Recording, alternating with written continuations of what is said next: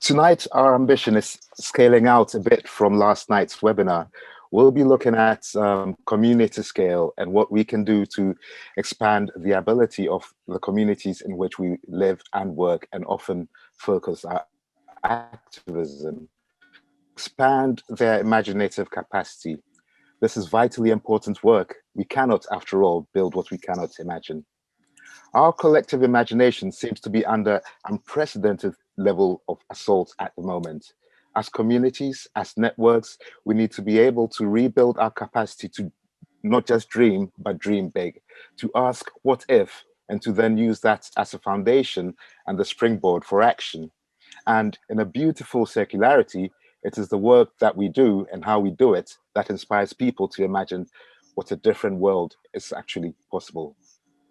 So this evening, we are so fortunate to be joined by three amazing guests. They were all the top three choices on our list for this evening, and we couldn't have been happier when they all said yes.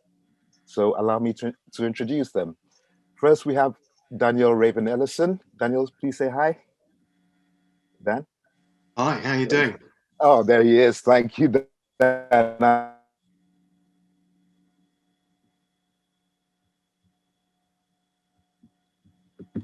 Oh, we've lost you there, Nick.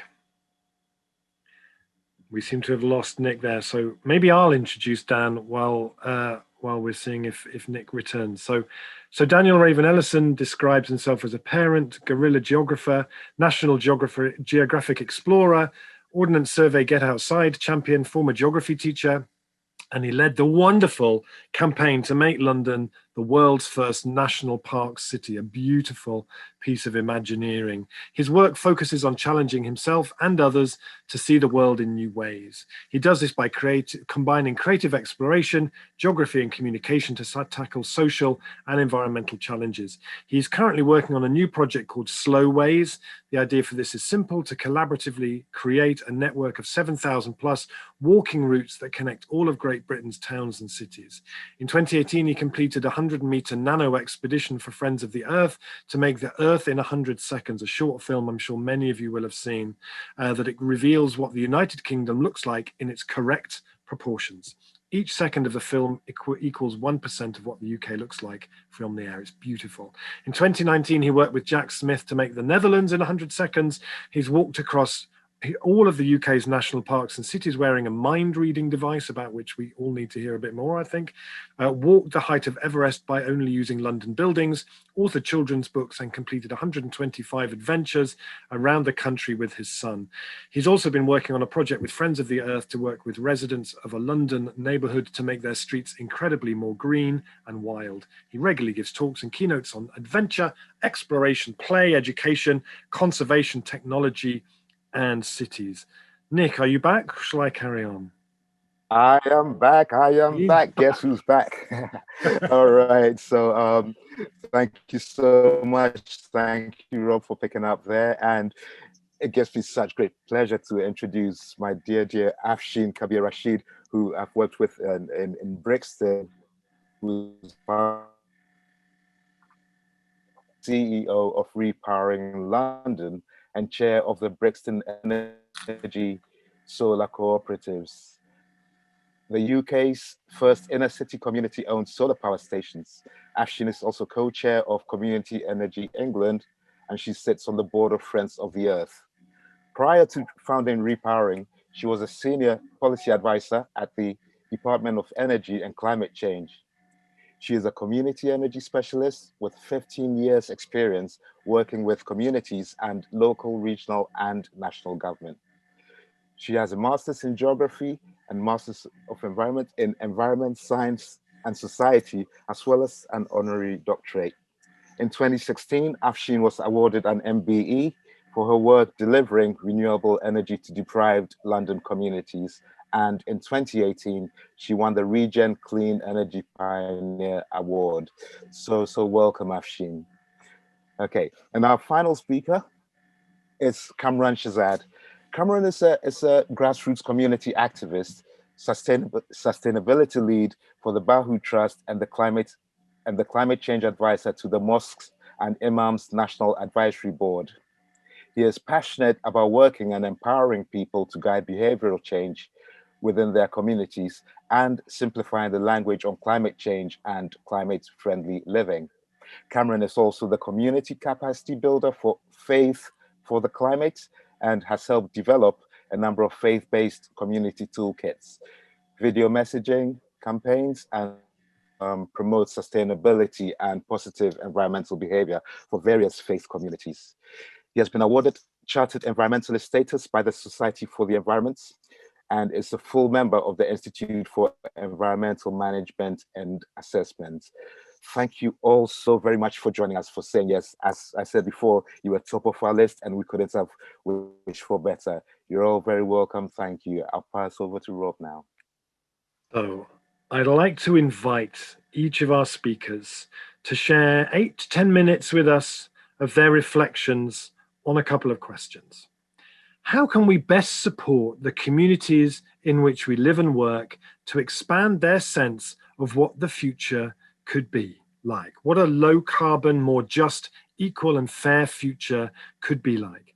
How do we expand the capacity across the diversity of our communities? Rather than seeing the imagination, as society so often does, as David Fleming put in his brilliant book, Lean Logic, as a dissident to be suppressed, removed, or re-educated, how can we put possibility back at the heart of what we do? So we're going to start with Daniel Raven Ellison. Over to you to kick us off. Thank you so much and welcome.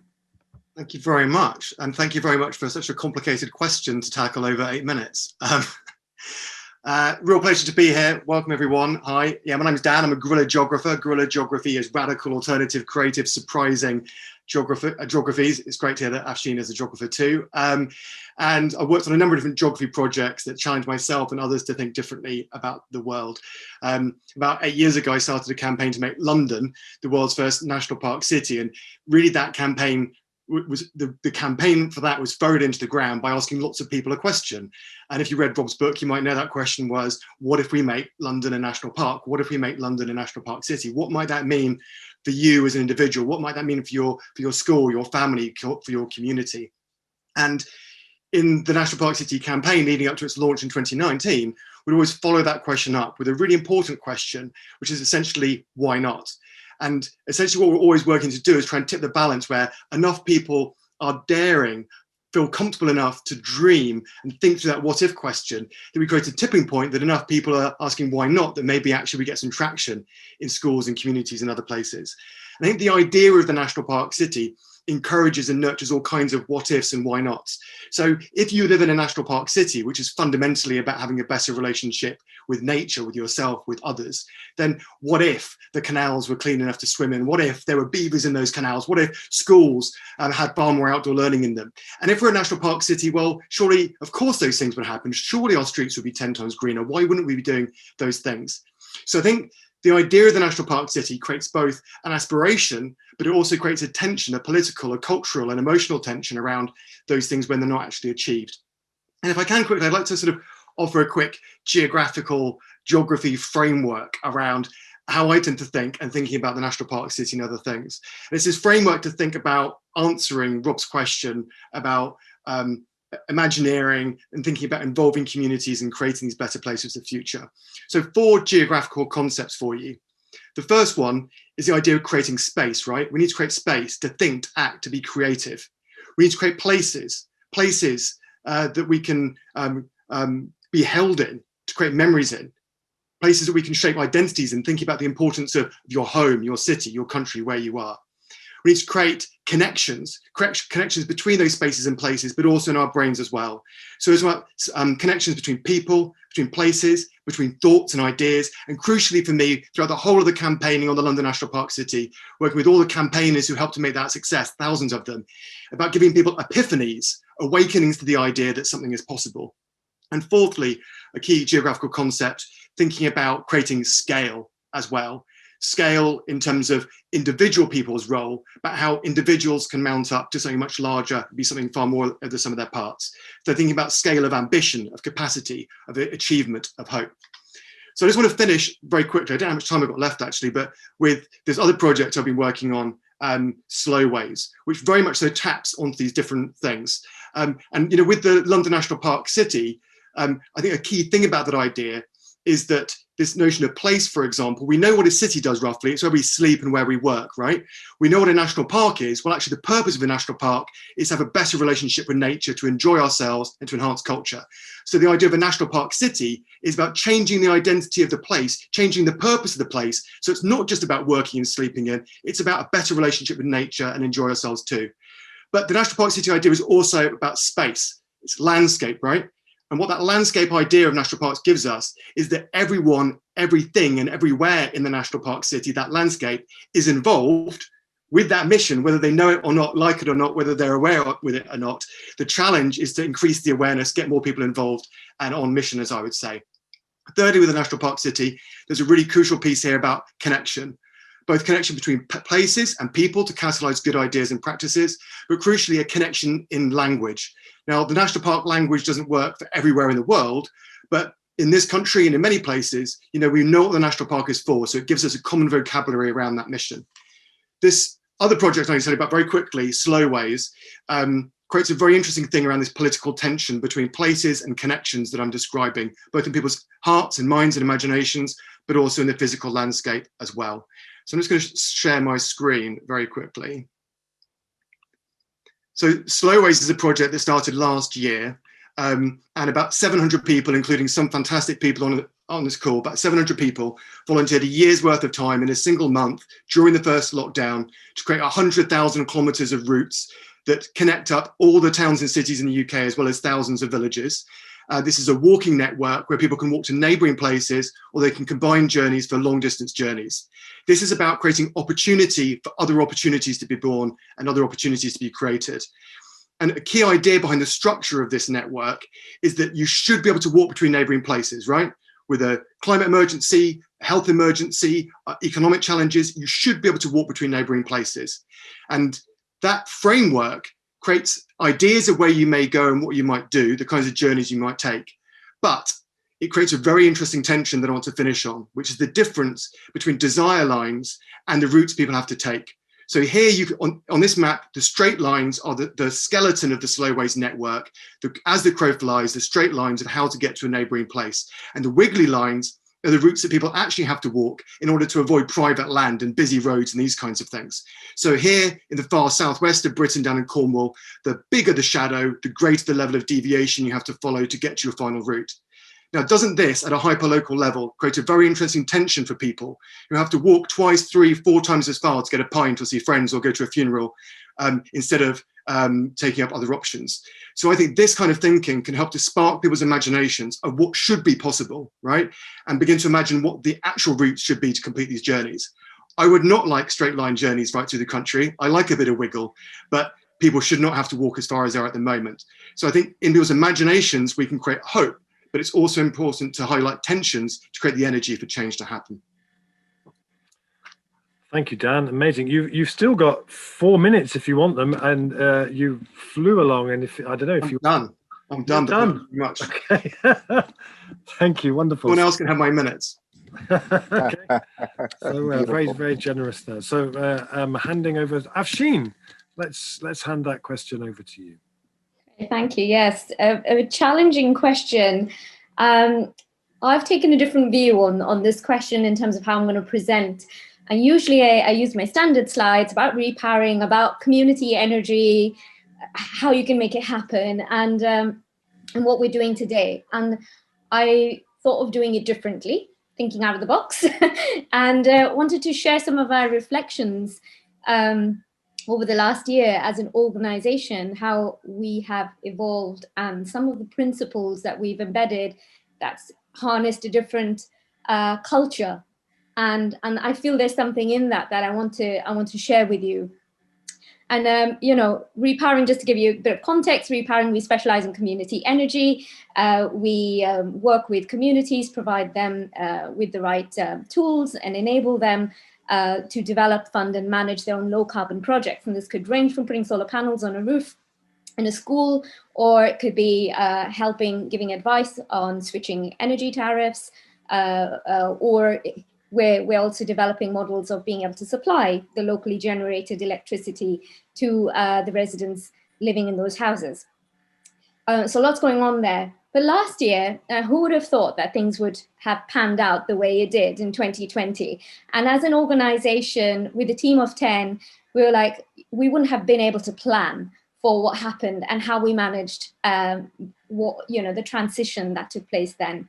Very disruptive, chaos, but what actually came out of it was a strength and a sense of purpose in us and our vision and collaboration collectively amongst key individuals in the organization. And I thought that was something, when I look back, was real beautiful transformation of what is a young organization trying to hit against the odds. And here, in the most difficult and challenging times, we were able to emerge with stronger purpose. And that's what I wanted to share in terms of our focus for last year was super hyper-local. We made sure that the energy needs of local residents were met and was an essential requirement alongside food, medication, and shelter. We also supported the network of a local consortium where several groups came together to make sure that essential services were met for local residents and they were integrated and holistic. So really a focus on how can we help the residents in that community, not just to ensure that their homes are heated and they could eat, but also their mental well-being and their health and their resilience in terms of financial stress. And that coming together was so powerful. And what we want to see is, what if every community had that enabling network for them to be able to thrive and survive and to support each other and have compassion. And I think that's what really came across through last year, was us having compassion with a lot of individuals and connecting at a different level. And what was interesting last year was that the solutions for repowering and the focus for repowering came from our locally rooted community champions. And, again, that idea that solutions and creative solutions can come from anywhere. And that if you have the right environment and the right culture in an organization or as a community, we can really co-create solutions together. And that for me was really important. And we basically, we're based in Brixton, and we had a strong volunteer group, and then we shifted from a volunteer group into an organization, and Repowering emerged to enable others to do the same in their communities. But we also wanted to be, we wanted to scale some of the points that Dan was talking about, scale. We wanted to have ambition, but we also wanted to make sure that we were locally rooted. And we thought, well, we can't be everywhere. We can't be in every community. So how can we replicate this model, and how can we scale this model of community that was so successful in Brixton? And that's where emerged the local community champions. And they were only in place for 6 months. And we're quite critical last year to help the organization transform and evolve at such a difficult time.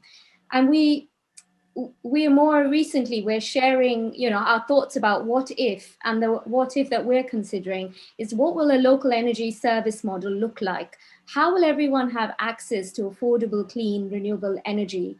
How can everyone invest and be a member and have participation where no one is left behind? Because we're going to see huge amounts of digital transformation.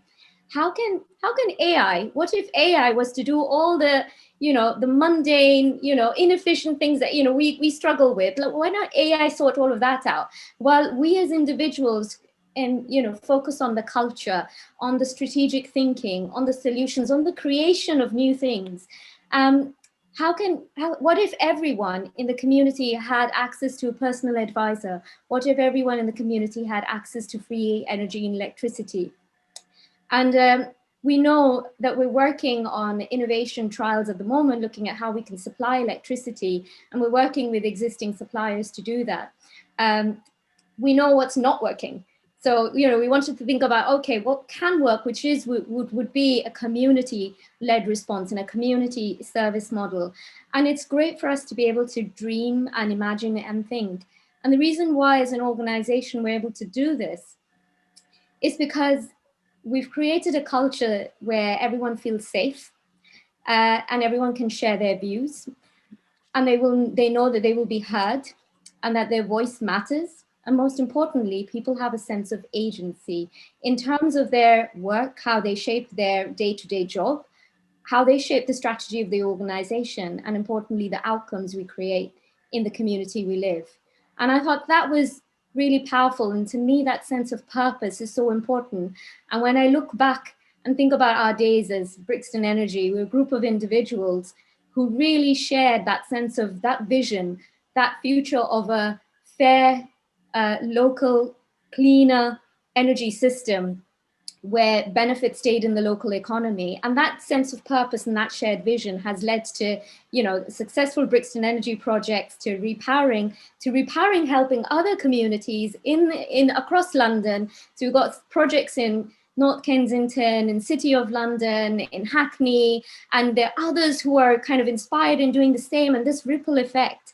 And it's just beautiful. So I think what I want to see is more of that sharing, collaboration, but equally that kind of safe space. And as individuals, how that inclusive language is so important, and that inclusive in terms of diversity, to make sure that the voices of different people, different age groups, different experiences. When we talk about diversity, it's not just in terms of ethnicity, but that diversity of thought, that experience and living, young person, and ideas and collaboration can come from anywhere. And how about us letting go of our own control and listening to others.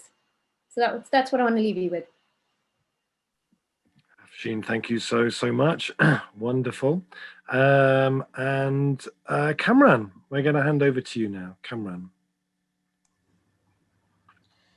Thank you, everyone. It's a pleasure to be able to speak to you all today, and I'm so glad to be here in the company of so many wonderful people. Just a quick word of warning. I do suffer from speech dyslexia, which means my brain doesn't always pick up what I'm saying, or sometimes I've said something without my brain really processing it. So it may be that you'd only hear half a sentence from me because in my brain I've said it, but it hasn't really come out. So if there is anything that's unclear, just please ask me at the end and I'll clarify it. And trust me, it causes havoc for me at home, especially when I've had a domestic with the missus and I'm thinking something and I've said it and I haven't realized I've said it. My name's Kamran, and I work specifically within the faith communities. And as a Muslim, I believe that my faith is inherently environmentally friendly. In fact, it would be fair to say that all faiths promote care for creation. And I'm inspired by my faith and inspired to work with other faith communities to create a fairer and equitable world. And that includes for nature too, which provides us with the ecosystem services we rely on. And I want to begin talking a little about the work I'm doing with my local mosque in Birmingham as just one example of how faith places are kind of stepping up to the mark towards a low carbon future and the protection of nature and biodiversity. And then I'll talk a little bit about our multi-faith work. And faiths come from a very diverse and background, and they're very good at mobilizing people. And there's huge amount of potential and talent. So one of my roles is I'm the sustainability lead for the Bahu Trust. It's a Birmingham-based mosque. And trust me, a mosque having somebody dedicated to sustainability is not heard of. But I had to really convince them to let me do it just because it was my compassion and I was a local lad. And I've been chipping away to make things happen there. And so I started off working with the imams because, again, imams are not easy people to work with. They're quite stubborn, they're stuck in their ways. But if we are going to influence change, we have to start with them.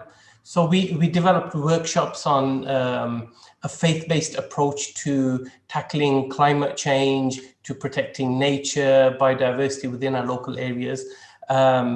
And because we know by starting with them, our faith leaders are on the front line. When they're on the pulpit, They influence people. So if we can influence them, they can influence the masses that come to their congregation. And then these workshops normally lead to them making pledges about what they will do now and how they will help the mosque transform to a more climate-friendly way of worshipping. And then that also has led to us developing various educational and religious resources for our mosque users so that they can educate our worshippers. And those resources include Friday prayer sermons, video messaging, sustainable living guides, and much more. And hearing an imam pray publicly to safeguard people affected by climate change is a very powerful experience, especially for the worshipper. And it has the power to move that person and encourages them to take it up further after they've left the mosque.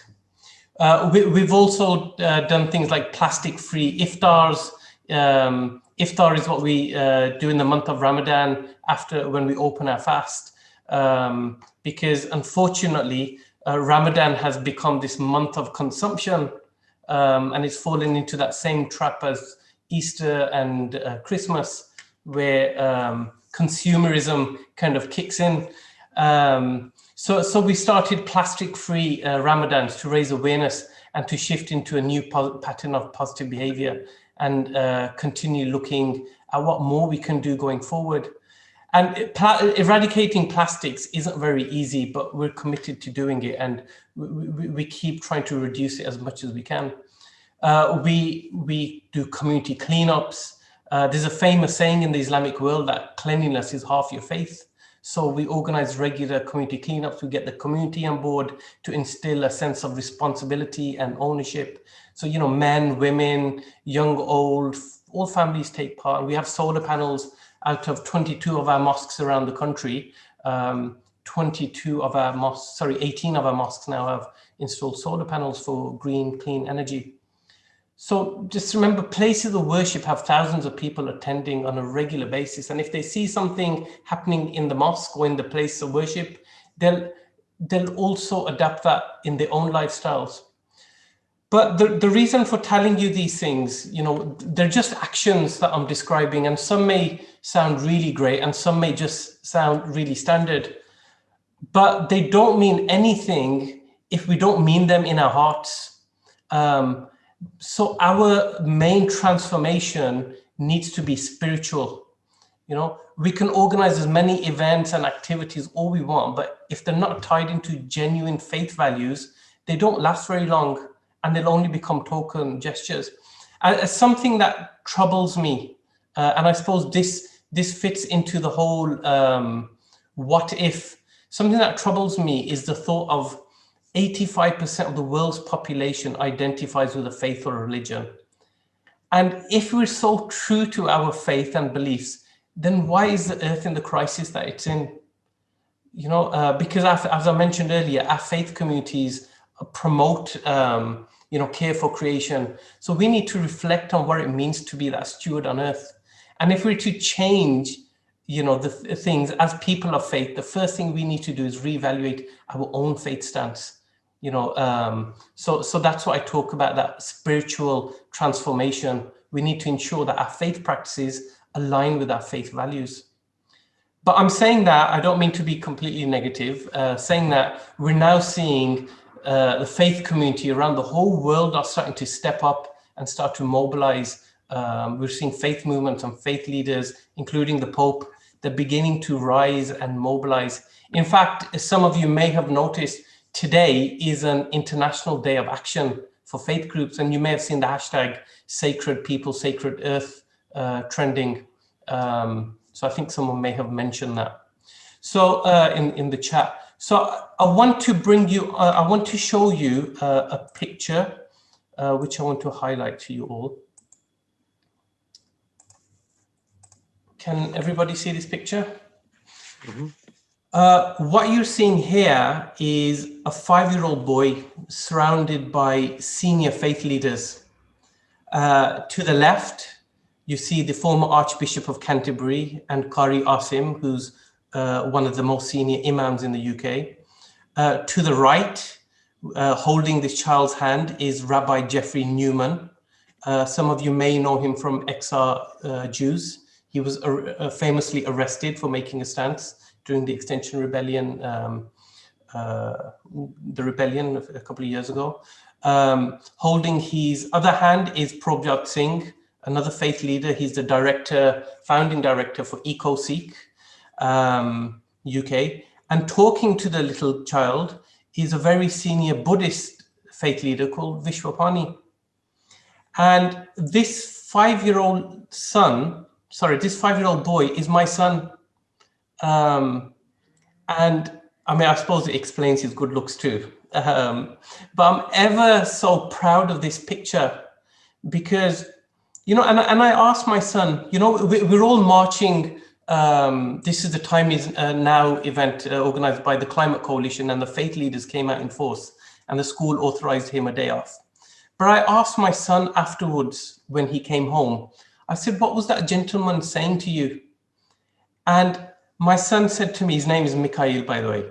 He said, Dad, that man was telling me that I was everybody's leader.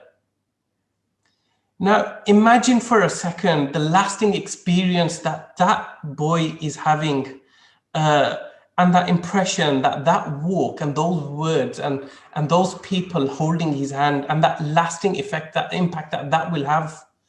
That you've got a child from a Muslim background and you've got these powerful people from different faiths and backgrounds around him, leading from the front and telling him he's a leader. You know, and that will do wonders. And for me, that's quite a sentimental moment because I've grown up in a community where I've always been surrounded with one community all the time. And I don't want my son to go through that. And so we need to create more opportunities. What if we had millions of these type of opportunities for our children, you know, so they grow up knowing that we're all in this together. Wow. Just give me a second.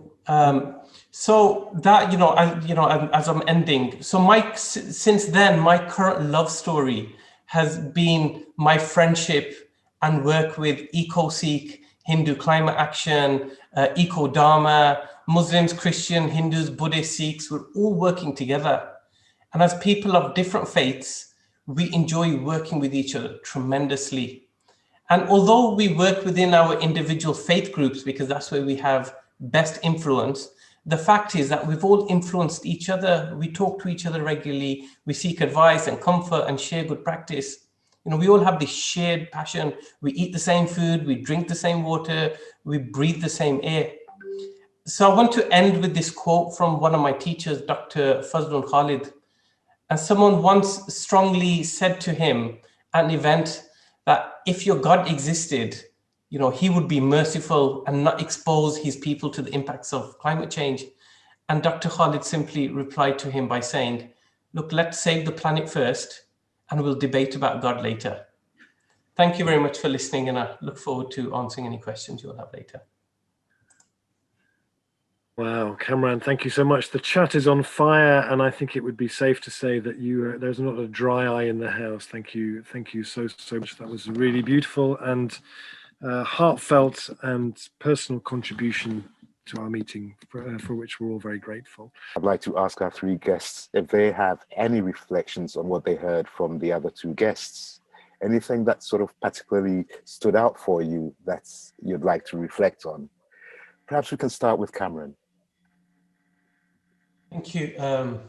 Nick, I think we were just discussing, I mean, although we've never, this is the first time we've met each other, although online, kind of what we spoke about does relate. There's a connection, and it did flow. And you know, the other reflection that we're all talking about communities, and there's no such thing as the community. There's so many different communities, and there's a diversity in the communities, and even within a community, there are so many different type of communities, and there's no one language that speaks to all, you know. But there's so much potential there of what we can do. Absolutely. And I think community is really at the center of what we as Transition Network tried to grapple with, so many meanings and, to different people and so on and so forth. Thank you very much. Afshin, any reflections? Yeah, I think Kamran's point, about his son and the future generation, young people, and how can we create a different future for them, where they're thriving, but also that they've got plenty of ideas, and their vision of the future, and the future that they will live in will be so different from today, isn't it? And and how do we bring them, include them as well in this imagined future as part of the solutions? Because I feel we're not doing enough to include young people and sharing or co-creating vision with them. We're doing quite a lot of work at Repowering, working with young people, and kind of building off that, and really making sure that the future generations are quite brave in their thinking, and diversity as well. Absolutely. Yeah, point of young people is so important. And I think a lot of the progress we've made as environmental groups and so on in the last couple of years at least has been sort of propelled by the Fridays for Future campaign, and lots of young people around the world working together, and it's so important, so important for us to go into schools, to go where young people are and try to involve them in the discussion, because everything we do as environmentalists, speaks to their future. So they should really be holding the reins, so to speak. Dan, any reflections? Yeah, I mean, I don't want to get overly political when we're talking at this sort of community level, the multiple community level. But I guess I've got sort of two reflections, or a thought really around lack of leadership and a lack of the right power being in the right places, and a lack of imagination, actually, in terms of the wrong imaginations happening in many of our leaders. And I kind of mean that through the piece. So it's almost like with what we're talking about in terms of Repowering London, absolutely brilliant explanation there of a fantastic solution for London and for cities around the world. Why isn't that spreading up, far more quickly, far more equity than it is at the moment? Where's the lack of political imagination there to unlock that solution, which we know is there? And we can think about that across the piece. And then going down to school level, where's the lack of realization and imagination from often head teachers, from teachers? And I say that as a former teacher, and I know how hard the job is, so I don't mean it as an accusation. But so very many children go through the school system not being seen, not feeling like they're in a position of leadership themselves, not feeling that they're able to have their imagination heard, to be creative, to go on and achieve things. And thinking of that from what Kamran said, really, in terms of how do you make sure that every child is touched in the way that his son was. And also that comes down to, I think, lack of imagination to some extent within the school system. So yeah, I'm reflecting in some ways about how you can get the right imaginations into the right brains to actually have an influence right through the piece. Really wonderful. Afshin, do you want to speak to what Dan just said about how to push out or scale out repowering, for example? What are the challenges that you face? Well, I would that would get into the political debate. I think I think I was at a conference earlier today as well, and it was about how we need a system change, and there's a recognition that communities need to be front and center of addressing the climate crisis where we are. And at the moment everything's very top down, and there's so much happening at communities, through transition networks, through community energy groups, through food groups, and there's loads of solutions already being co-created out there, and they're not being recognized. They're not being given the space to grow and flourish. And there is something, again, that kind of the way that we're currently structured and our system works, it's very top down, and it's in silos. And how we break those boundaries and cultures, of this is my patch, and I'm in charge here, that competitiveness, And we really need to come together, you know, not just communities coming together, but then communities and local government and national government. And we have to create the right ecosystem, and that ecosystem, which is different to what we have today, which empowers individuals and then individuals into collective societies and communities. That's where we need to be, you know, where everyone feels like they're shaping their destiny and they're together working in this safe space in their community, allowing them to do that. And to me, that sense of, you know, that everyone being an agent of change and having the power to imagine and to do. So not just to imagine, but to do and create that future. Yeah, I'd love to have that future, isn't it? That system. Absolutely, absolutely. And I think what you said about a lot of solutions being there already is something that Suhaima Mansour Khan spoke to yesterday, said we have a lot of the solutions existing already, but we don't recognize them. So we need recognition within our communities. Yeah, absolutely. Thank you. Rob, do you have a question from? Yes. Shall I bring a question? So there's a really good question here from Transition Bollingdon about sort of useful tools. I wonder if Transition Bollingdon might like to unmute their microphone and ask the question themselves. Thank you, Rob. We were wondering on the breakout room if the group could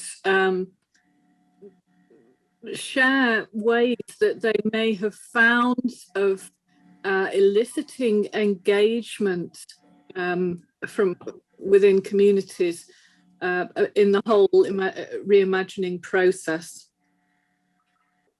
Great, thank you. Kamran, should we start with you? Yeah, no, it's a good question, and I don't think there is a perfect answer. Again, like I mentioned earlier, it's horses for courses. So you need to be able to know who your community is, who you're talking to, what are the values that work for them. See here, I live in Sparkbrook in Birmingham, which is actually, unfortunately, classed in the top 10 most deprived areas in the UK. So when you start talking to them about climate change and environmental jargon and everything, they switch off. And quite often the environmental solutions are quite expensive because people are just focused on earning money for the day so they can put food on the table. So if you're going to engage with them, talk to them in a way that one doesn't patronize them, because sometimes as environmentalists, we can be so pure in our views that we don't empathize with why the other person can't necessarily change their ways. But if, for instance, if you don't want somebody to take their car to the school drop-off, talk to them about how it damages their children's lungs. In Birmingham, King's College did a study about how it knocks off 6 months off a child's life because of air pollution. So there's different ways. There's no one way. In the mosque, the way we talk about it, we don't quote the Quran, for instance, because I don't think religion works in the way it would have done 10 years ago, where you just quote something and suddenly people will be inspired. But you talk to them about narratives and you share stories and you get to see what's your ultimate vision. So we here try to look at different communities and what's their dynamic and what works for them. So I can't be specific because it all depends on who you're talking to. Beautiful, thank you, Kamran. Dan, it would be interesting to hear your thoughts on that, about how what things you found successful in eliciting engagement around reimagining futures. And with London National Park City, you did some beautiful work that's been very much framed around what if. I think you even did a little book of what if questions related to London becoming a national park city. So what ways have you found to be successful? I think that I agree with everything that Kamran just said. I think that for us, actually, well, for me, with my interest in geography and place, I think that although we may have very many differences between us for all kinds of reasons, quite often within a city like London, we are connected through place, through our shared public places, through our streets, often through shared values and shared needs, just as human beings, as animals. You know, the fact we all actually need clean air, we actually do want to have clean water, the fact we do want our children to play outside quite safely. And so you may have different ways to play outside, you may have different ways in which you want to sort of cook, but nonetheless, a lot of these things are really common. So when we put out through social media, through opinion polling, paid for through independent polling to reach people who you know might otherwise be quite hard to hear their voices from, working with universities, organizing gatherings, we could often use this device, which I know you love as much as we do, Rob, around asking the what if questions. And it's partially an opportunity to hear people's ideas and their hopes, but it's also an opportunity to listen and for people to see that you're listening to them. And that creates a crucial opportunity to create a bond and build a relationship from. But what I think is quite challenging then is with many of the ambitions that are so rhetorical, so futuristic, so challenging, that sometimes that can't be achieved within a lifetime, that to maintain the relationships around those significant challenges, I think is a significant problem to sort of work around. And I certainly don't have all the answers to that. But just as a footnote, I think that it's interesting with Slowways, a very different project. Slowways starts at your front door. You can have a relationship with it in a way that's very different to how anyone else might have a relationship with it, because you might want to walk and travel for different reasons to other people. You might contribute to it critically or creatively or hopefully or just for exercise, but nonetheless, you're all contributing towards a bigger picture and a wider network. And I think if we think about the Slowways network where walking is the thing we have in common, I think it's interesting to think about those other things within the city we have in common that maybe we could find other vocabulary around, whether it is air or play or water or those other things that are so important to us.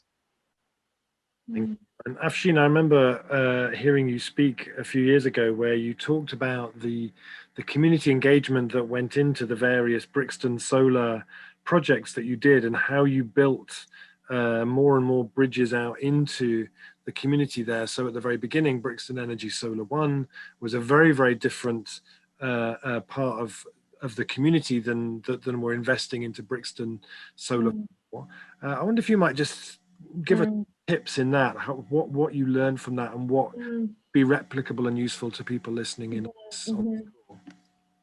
I think I could describe it as an onion and, you know, like concentric circles where, you know, when you start engaging and running those standard activities like you would do, run events in a meeting, you know, have a meeting in the community, you get, and you put something out there, you get a group of people who are active, but they're early adopters and might still be in the outer periphery of that particular community. But they're gold dust, you know, because they help activate and help reach deeper into the community. So with that support, then we went out door knocking. We consistently organized meetings in that particular community, had a regular presence in the community to let people drop in, have conversations, to have that listening, you know. So I think it's a core transition principle, isn't it, of value, is about listening and engaging, isn't it?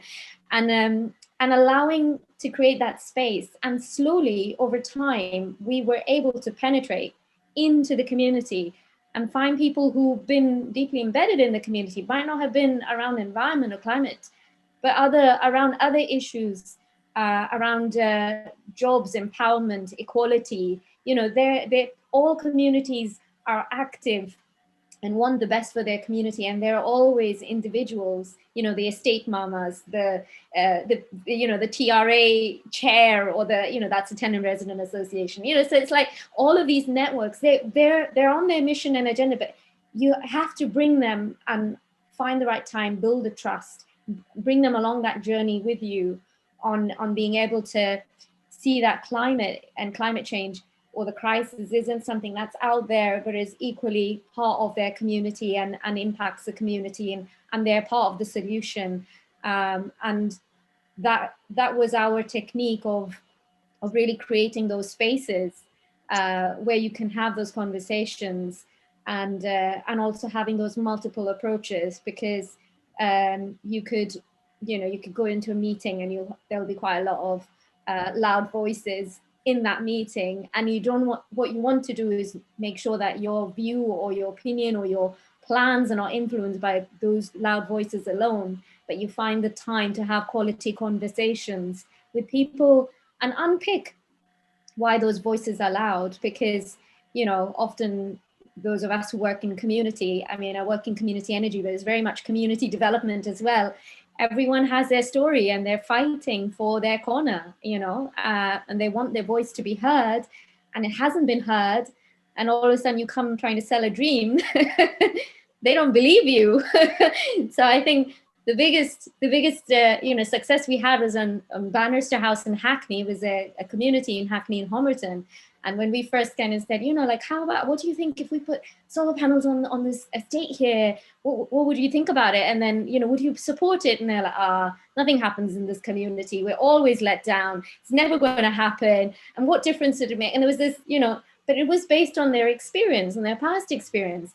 And they were like, okay, let's try this. We built a relationship with them over time. And the end of 2 years, it took us time, but at the end of 2 years, we got those solar panels on that roof, and they were there, we did it and we achieved something positive. So I think there is something about imagination, which is, you start from a point of what are the outcomes? What is the outcome that you want out of, this journey, out of this experience? And then you have to also put little tangible plans that people can move towards, so that they believe and they share and they dare to dream. Wonderful, thank you. Sorry, can I just add to that? Oh, do please, Kamran. Yes. Yeah, I really second what Afshin said. I in my presentation I mentioned that 18 of our mosques now have solar panels, but it wasn't for environmental reasons, it was economic reasons. Mm-hmm. But for me, that was still a win-win. Because that's what would have won them over. Now, 5 years later, they're understanding the environmental benefits of it, but either way, so, the point that, understand the values that the communities you're talking to, and talk to them in a language that works for them. As long as you get there, the outcomes, and then everything people will start buying. And for me, it didn't really matter whether the trustees bought into it or not, as long as they got it. But the thousands of people that come into the mosque and see it, it influences them then to do something similar. Yeah. Brilliant. Environmental and social issues go together in economic, isn't it? Thank you. So can I just chip in very quickly that I'd say that a number of projects I've worked on in terms of greening the streets in urban areas, 90% of people don't care about the green stuff at all. They just want to meet their neighbour. And that just sort of follows on from what's been said, really. People just want to meet their neighbours. They want to build community. And, if you had a party for grooming cats, the same people would come outside. They actually want to meet their neighbours. There you go. Grooming cats. It's the way forward. It's the way to nail this. Nick, over to you. Do you have Yeah, thank you so much. All of you. A couple of quick points that I took notes about. So this is the second appearance of onions in our sessions. We had Marvina on Saturday talk about onions in terms of intersectionality. So yes, really happy to have onions back on the scene. Kamran, you talked about engaging communities, and very, very quickly, a quick reflection. This is from one of my most recent favorite philosophers, someone called MC Hammer.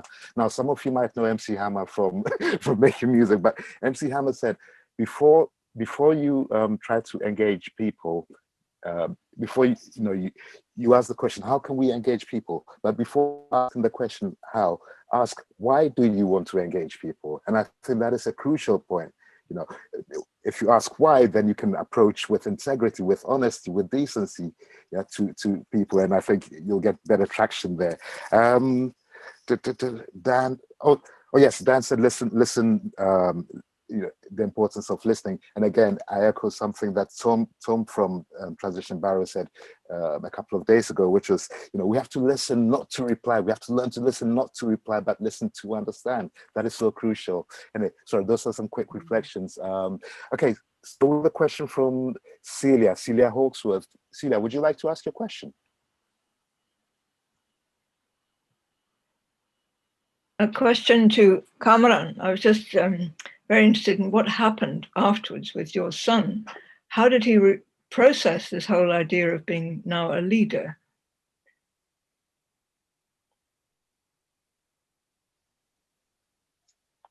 I think you muted that. Right. Yeah, I've got two children, a 6-year-old son, Mikhail, who's a gentleman. He's very trustworthy. He's very social, gets on with everybody. He's also the type of person who'll get his heart broken every other week by a new girl because he's so trusting of everyone. My 3-year-old daughter, she's the opposite. I mean, she's a nutter. She just oozes girl power, very assertive. She knows what she wants. But the main thing with our children is we always allow them to do what they want if they have something on their mind, and be around people. And I think their best form of learning is other people. And as a Muslim, the way I get close to God is by being close to good people. And they don't have to be religious, yeah? As long as they're... And with Mikhail, after that event, after the march, we had an event and I couldn't find my son anywhere. Where had he gone? And then I saw him across the room having a conversation with the Lord Rowan Williams, the former Archbishop of Canterbury. So he has, remember, children are always born with talent. We just need to nurture it and we need to ensure. So he has the confidence to take leadership positions and do things. So he has that confidence. It's now my job to ensure that he continues having those opportunities up until he's independent. I should never stop him from doing that. And that doesn't mean giving him big platforms. That also means at home that if he's having a debate with me, because sometimes when I tell him off, it's not about me shutting him down, but let him say, and if he's right, then I need to allow him to be the leader at home and that's the only way he's going to gain confidence. And then at school, because he goes to a Church of England school, his school picked up on it. They called him in at assembly, and they asked him to speak to everybody. So it's just keep giving our young children the opportunity to be leaders on whatever level, whether it's with their siblings, at home, at the local mosque or school or bigger platforms, as long as they feel that they're in control and that they're also in a safe space, that we're there to pick them up if required. Thank you so much, Kamran. Thank you. Thank you, Celia. Rob? Maisie had a question. Maybe they might like to come and ask the question. Yes, hello. Hello. My question is, in a society that is so fragmented and individualistic, how can we encourage people to engage more in the communities they're a part of? Dan, should we start with you? Wow, that's a big question, isn't it? I think it's interesting. It sort of dovetails back actually to the answer I gave before about people wanting to come out and groom cats or do gardening because they want to meet their neighbours instead. And like, I'm very aware of the fragmentation of communities, not necessarily because of just individualism, but because of the breakdown of some of the public features that exist in our communities. So I've got a 17-year-old, and actually when he was 7 and went to primary school, there was a really key moment that many of us will be familiar with, where you'd go to the school gates and you'd spend lots of time with either parents you liked or you didn't like, getting to know them, building up relationships. And at the end of the day, the same thing would happen again. And essentially the school grew so big that the parents were no longer allowed to congregate at the beginning or the end of the day. And it created this very interesting situation where essentially it was very hard to build up relationships with other parents because of the nature of the school site itself.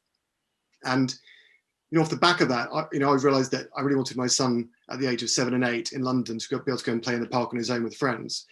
But I couldn't let him do that because there were no other kids for him to go and do that with. And we're having that problem essentially because we couldn't find ways to meet like-minded parents who had the same kind of attitude to us in terms of freedom to play.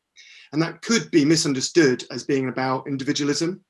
But I think there's something else at play maybe, which is about the breakdown of some of our public spaces, public services, around, someone mentioned safety before in communities, and the need to find alternative ways to bring people together where some of our things like libraries or moments at school gates are fragmented. So I think that finding ways to create moments to bring people together who wouldn't normally otherwise meet in creative, disruptive, imaginative ways, I think is a really important part to the solution to that problem. But it's not the whole thing, because a lot of it's about capitalism and greed and other things as well. But I think that's part of it. Can I come in? Yes, please. Yeah, totally agree with you, Dan. And I live near Victoria Park, and I feel so grateful for that asset that we've had. It's been a lifesaver through this period of COVID where we're so isolated. But going into the park, just seeing all these people, actively doing something, you feel like you're part of a wider community, isn't it? So those kind of public spaces are really key. But I want to draw on my experience, actually, Macy, from my experience in India. So I've lived in India, and I've been part of that in the Indian culture of where the community structure is very different. And coming to the UK, there are pros and cons. There is a lot of individualistic kind of individuality and isolation, but it's also freedom and, kind of got your own space. And whereas, what I see is when I go to India and I see that there's huge, communities are really bound together, really knitted together. They live together, but there's also lack of space or freedoms in certain ways. But I think, how do we bring the two together, of both cultures and both ways of living? And what I find in my experience in the UK has been a bit of lack of compassion, because you're not exposed to people with different abilities or different needs or different age groups in your life. You kind of, after a certain age, once you're in your family, after a certain age, you live on your own, or you're on your own. You might live in a flat share, or you might be part of a wider community, but you're probably interacting with people of your same age group, people of your same type of thinking. Whereas where spaces are tight, and again, that kind of creating spaces, where spaces are tight, you connect, and you're forced to connect. And you live, you live with parents, grandparents, young people, and that exposure and that compassion gives you, insights to everyone's ability is different. And you have more of a kind of a tolerance built into you. And that also helps build communities.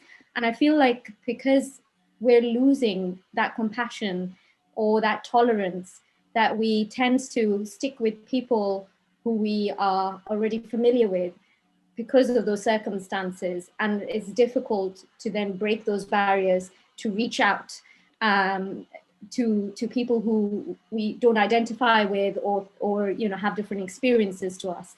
And I think there is something about how we, as Dan was saying, those spaces, but also those activities or circumstances where we're, how can we have different ways of thinking, of taking care of the needs of our elderly with young people, and that intergenerational activities, which, how do we kind of have more of that integration across different sections of society, where we build compassion and tolerance and we break down barriers. I'd just like to add to that about communities too. Sometimes we try so hard to bring communities together that we end up bringing no one together. And it's important to know who your community is. Like I, as a Muslim, for instance, I will focus purely on a Muslim audience more than I will on an interfaith audience.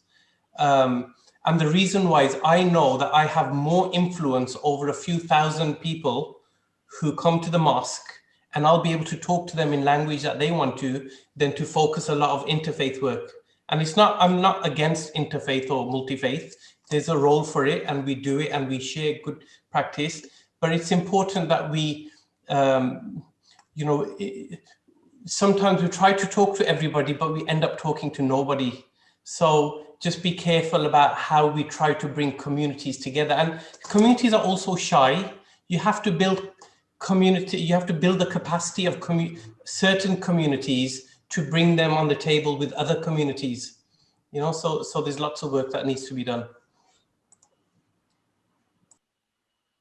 Thank you. Nick? Thank you so much. Thank you. And Kamran, that's very important. Absolutely. We try too hard sometimes, and we forget that things don't happen overnight. This is a marathon, really, building communities, and it's about building relationships, and relationships don't happen or don't miraculously appear overnight. Can I invite Hannah Wakely, please, to ask a question?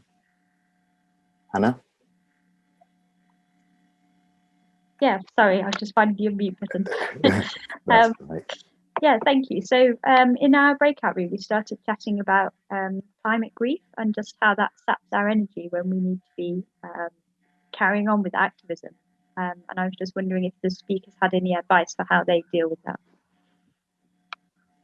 Thank you. Afshin, shall we start with you? Yes, why not?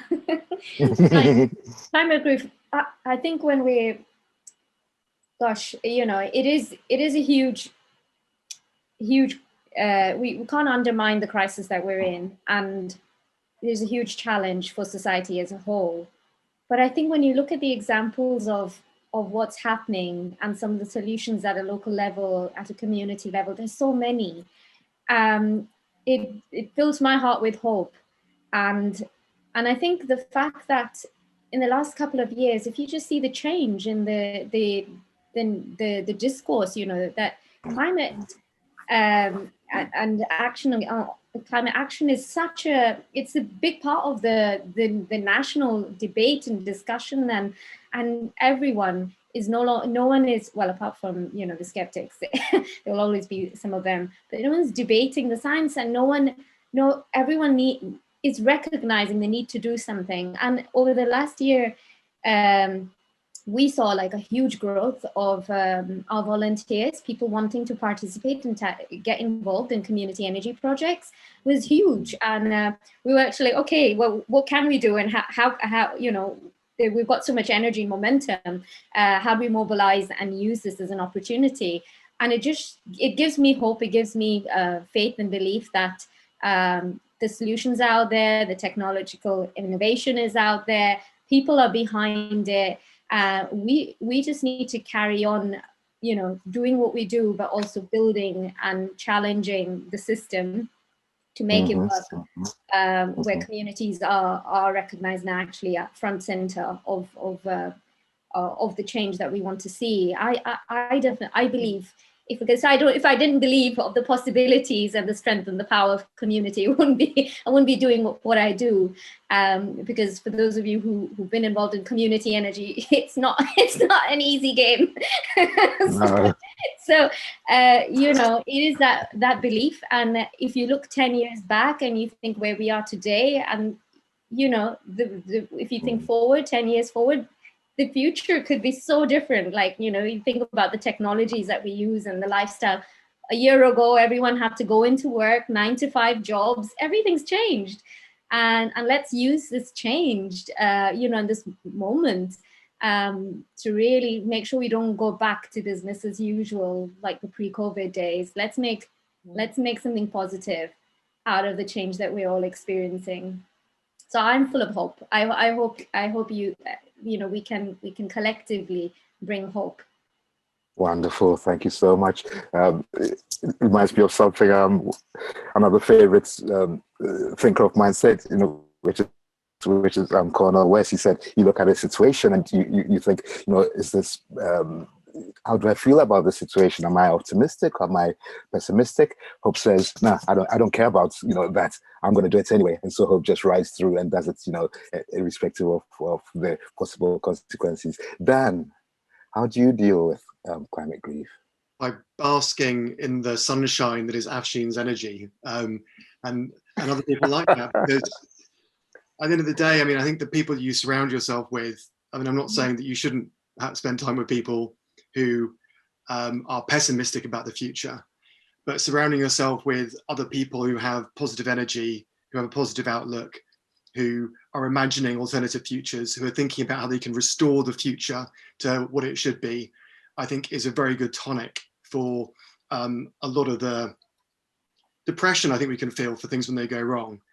And I think for me, actually, my human brain can only cope with so much, and just more immediately, I'm feeling grief for some of the opportunities and memories and possibilities around COVID. A lot of people have lost important people to them, and lost a lot of time, and a lot of people are still suffering with long COVID. There's the other side of grief as well, which is about all these opportunities for enjoyment and pleasure and relationships that have been severed or delayed, that haven't happened. The birth rate, I don't know if anyone's seen this, has plummeted, right? And that's happened for a range of reasons. And that again there's grief around that as well. And this is going to feel maybe a bit like an obscure pivot, but throughout London and many of our great cities, we have thousands of private parks. They're private parks that are predominantly used by particular groups of people of particular backgrounds, not entirely, but particular backgrounds that basically people are excluded from. Often, like where I live in Hanwell in West London, overlooked, these private parks, by tower blocks with some of the highest levels of nature deprivation and green space deprivation in the country. And these private parks are called golf courses, and they have no place in our cities. They should be multifunctional, ecologically diverse, super playful places that we should all be using. They've got no place in our cities. Golf, I think, is an incredible thing. Someone can play snooker over such a large distance. But I'm grieving for the fact that already it's turned back. Like for a brief moment, we had this solution. Everyone was out enjoying the space in multifunctional ways. The wildlife was coming back. The grass was growing longer. All this kind of stuff, and it's just gone back to the way it was before. And the opportunity right now with our airplanes, where people are currently used to not flying so much, the opportunity with all these different things is to remember those solutions and carry them forward to the future. So what I'm grieving in some ways is that we don't have a process to remember the benefits and keep hold of them in a way that's transformative. And how do we not have the same problems with the climate crisis as well? But the solution to that is definitely positive energy. Like, darkness does not help you get through into the light. Does that work as a saying?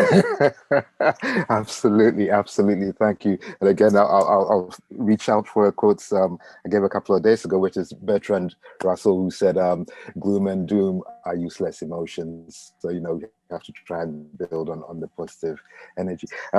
Yes, sorry, Dan, very quickly before I move on. Yeah, one of my biggest inspirations is a French thinker called Henri Lefebvre, and he talked about the right to the city, the right to occupy spaces, the right to paint the city as an oeuvre, for the people that live, work in the city, not for the golf club people, so on and so forth.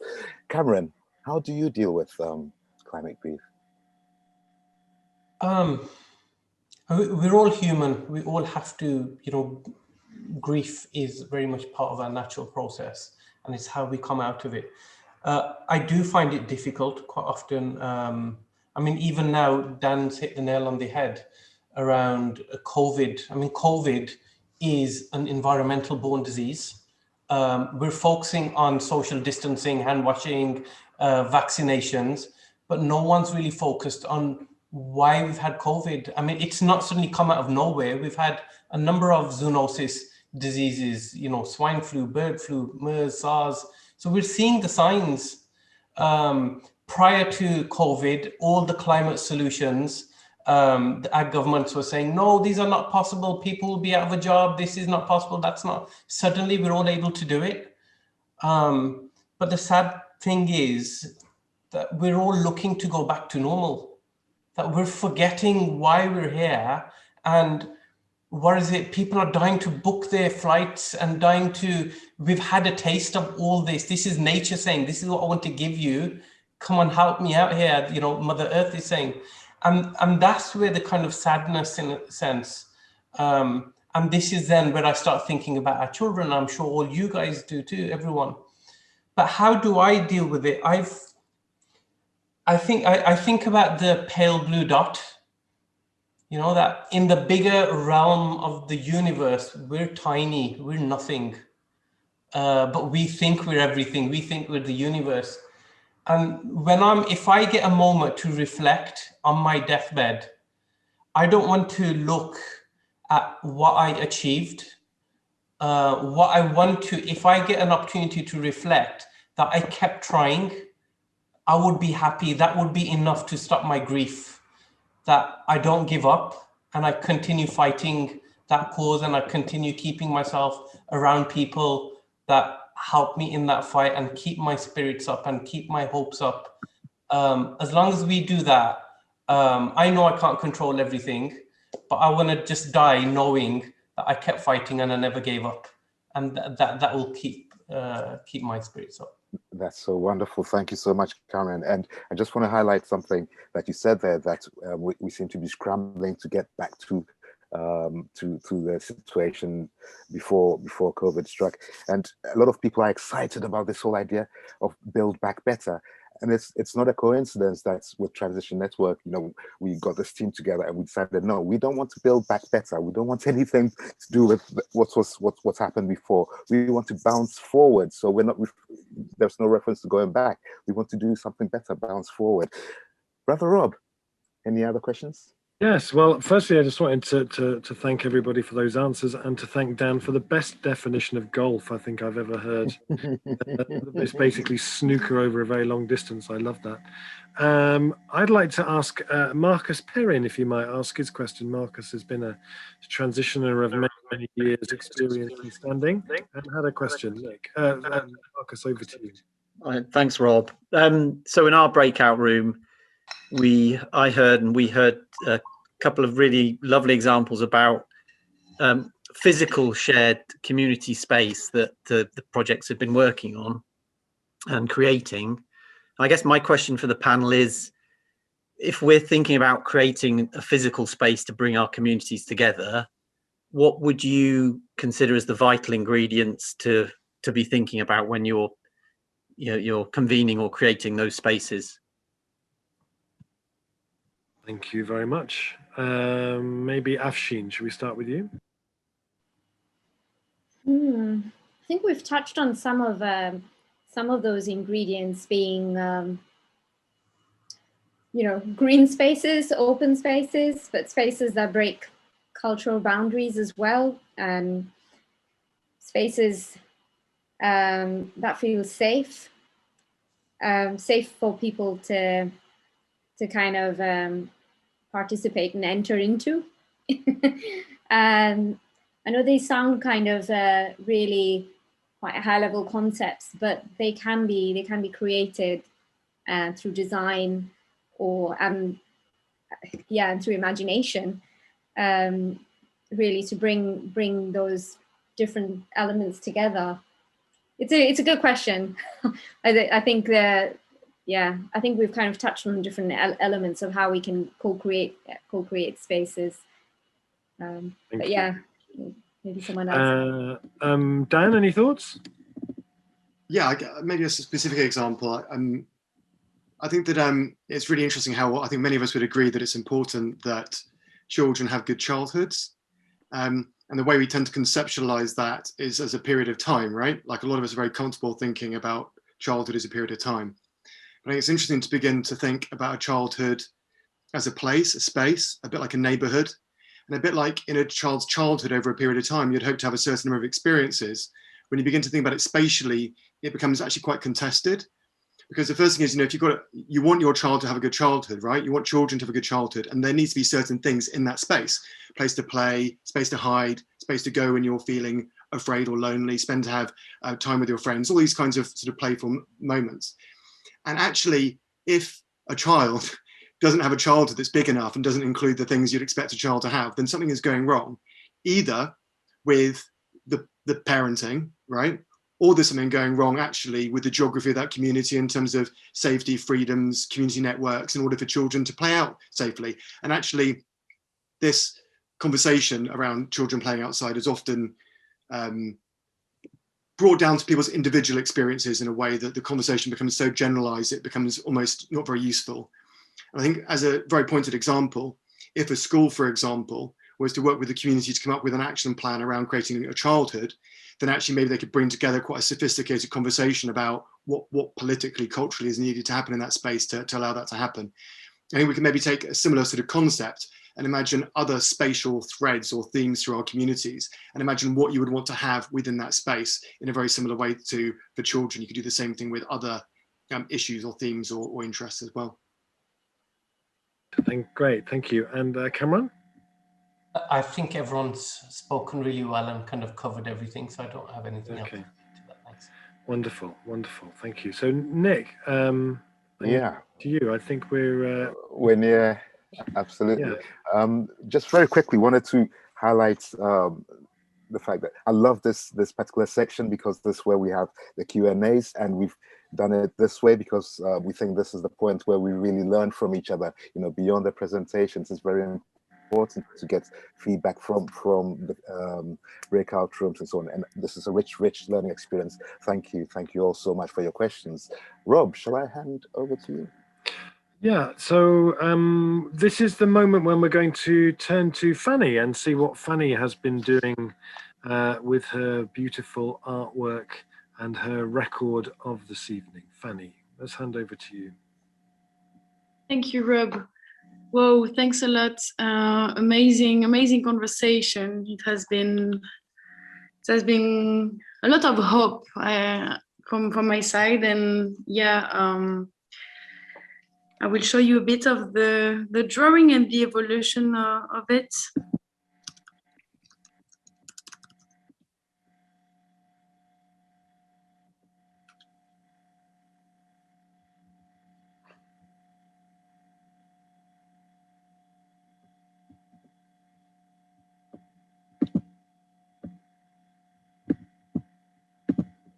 Oi.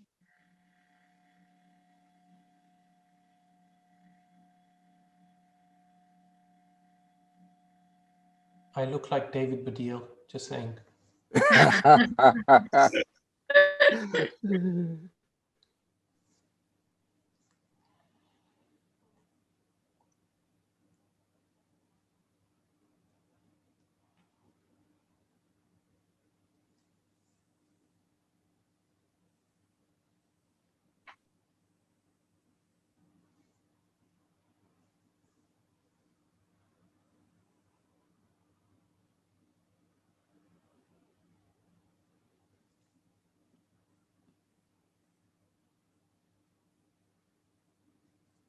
That is so awesome. Thank you. Thanks a lot. Very, very cool. Wow. Again, thank you so much. Incredible.